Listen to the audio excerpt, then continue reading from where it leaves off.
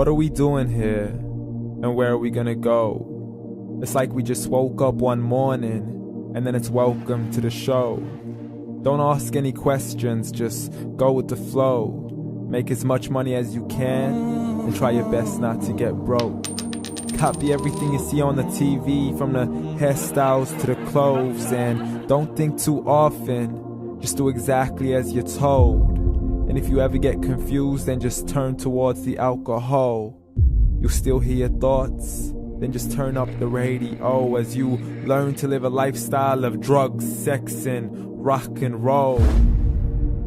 But in all honesty, I just need to know, is there more to the cycle than growing and getting old? Living and dying just to leave behind a happy home and a whole lot of property that somebody else is going to own.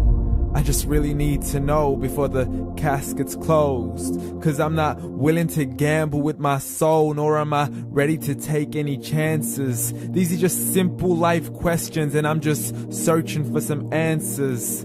Like, what are we doing here? And what is our purpose? How did we get here, and who made us so perfect?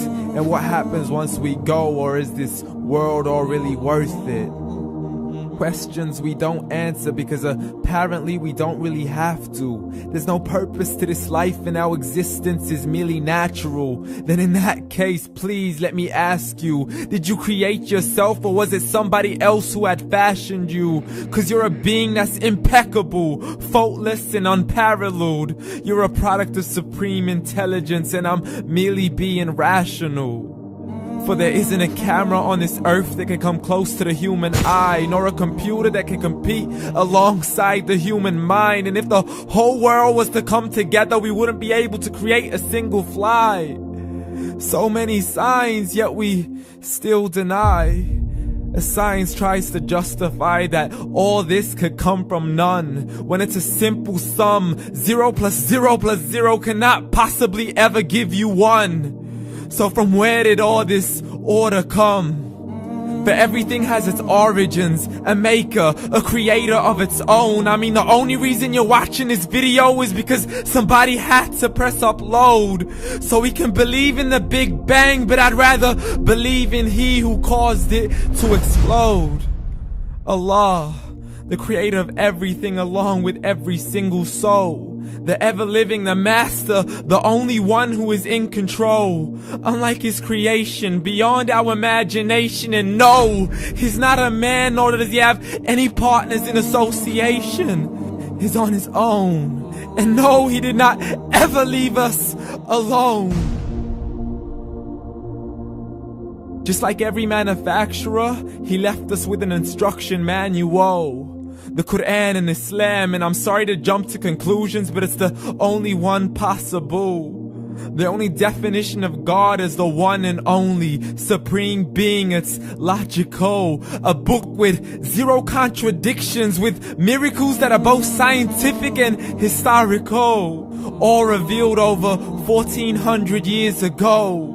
Like the detailed description of the human embryo. The descriptions of the human embryo in the Quran cannot be based on scientific knowledge in the 7th century. To the mountains as pegs holding firm the earth below, and the 2 seas that don't mix in a complete separate flow. To the planets in orbit, alternating night and day as they stay in flow. The expansion of the universe and the creation of everything from H2O. To the stories of the past and the preservation of Pharaoh. To identifying the lowest point in the land where Persia defeated Rome. The gushing fluid that created man in the glands between the ribs and the backbone. And not a word has changed, it's still the same. So please explain how all this was known over 1400 years ago. To a man who couldn't read or write, as he would recite whatever the angels spoke. And if you still don't believe, please try to come up with something that's even close.